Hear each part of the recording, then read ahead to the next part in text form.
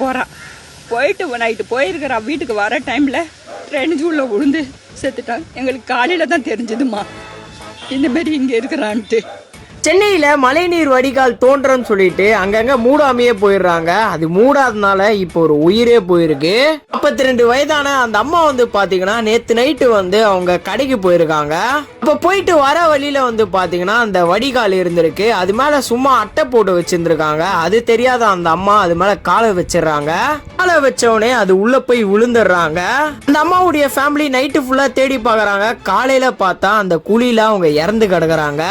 அந்த 42 வயதான அந்த அம்மாவுக்கு ஒரு பொண்ணு இருந்திருக்காங்க. ஆனா அந்த பொண்ணுக்கு அப்பாவே கிடையாது. இந்த அம்மாவை நம்பிதான் வாழ்ந்துட்டு இருந்திருக்காங்க. கவர்மெண்ட்டுடைய அலட்சியத்தினால இப்ப அந்த பொண்ணுக்கு அவங்க அம்மாவும் இல்ல. கொஞ்ச நாள் முன்னாடி தான் இந்த கண்ணகி நகர்ல தூய்மை பணியாளர்கள் ஷாக் அடிச்சு இறந்தாங்க. அதுலயும் இந்த கவர்மெண்ட்டுடைய அலட்சியத்தினால தான் அவங்களும் இறந்தாங்க. இப்போ இன்னொருத்தவங்களும் இப்படி இறந்துருக்காங்க.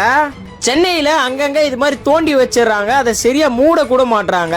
இதுக்கு ஒரு நடவடிக்கை எடுத்தே ஆகணும். நீங்க இதை பத்தி என்ன நினைக்கிறீங்க அப்படின்னு சொல்லிட்டு உங்களுடைய கமெண்ட்ல சொல்லுங்க.